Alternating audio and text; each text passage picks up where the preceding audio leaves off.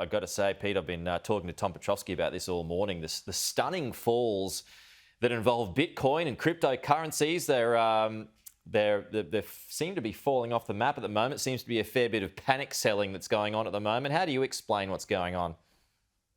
Peter, it's hard to explain why Bitcoin's falling because it's hard to explain why it's rising. It's just one of the most it's one of the most speculative forms of. Now, I know when we use the word investment, it's the most speculative form of punting. And look, I've often said that I can see Bitcoin actually surviving all this, but given the fact that China's basically said that they don't want to deal with businesses that are using Bitcoin, and of course Tesla is a company that recently said it was going to accept Bitcoin and had actually invested in Bitcoin. And then Elon Musk turned around recently and said, oh, no, because of Bitcoin's implications for the environment and the mining effects, we're going to step away from it. So you can see it. And each time a new piece of news comes out on Bitcoin, the share price, or not the share price, the actual currency price just fluctuates. So, Pete, don't know.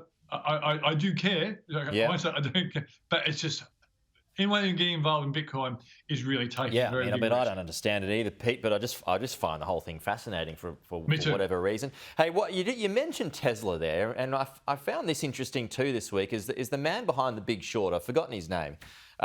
He's played by Christian Bale in the movie. So he's betting against Tesla in a big way. What's the reasoning behind that? Why is the thought that Tesla is not good for the long term? Yeah, look, I think he's betting against the share price of Tesla.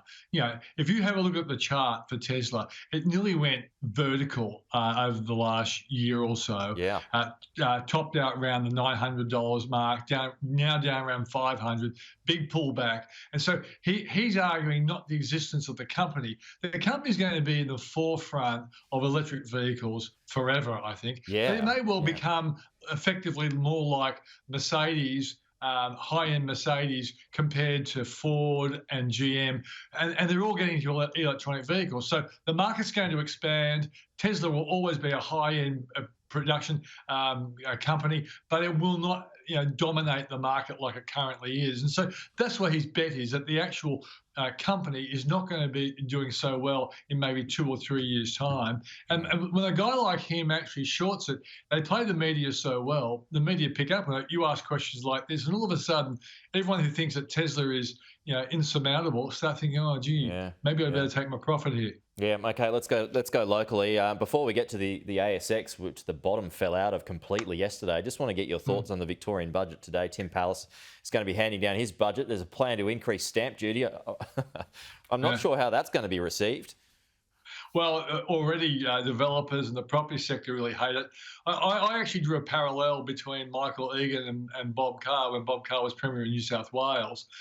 Egan's real estate taxes, there was 2 of them, it actually led to a pretty substantial fall in real estate prices in Australia. And when Maurice Schemmer became the new Premier replacing Bob Carr, he instantly took away one of those taxes. So I just think Pallas, the Treasurer in Victoria, is moving too early.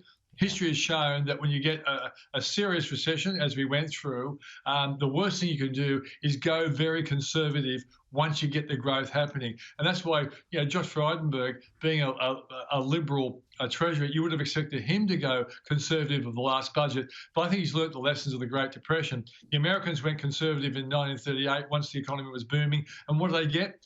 Another recession. So I just think Pallas is probably moving too quickly on this. But it's his gamble. Yeah, and just quickly, Pete, big losses yesterday. What's behind that?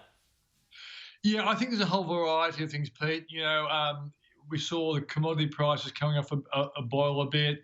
The bank share prices are brilliantly high. Remember how low they were about 4 or 5 months ago when I was saying they look like terrific value. Well, they don't look like terrific value now. So a lot of fund managers are taking profit, and they're moving to all the companies that they think are going to do well as we reopen the economies. And I just think it's basically a rotation. I've got no fears that we're on the doorstep of a major sell. Don't panic sell, is what you're saying.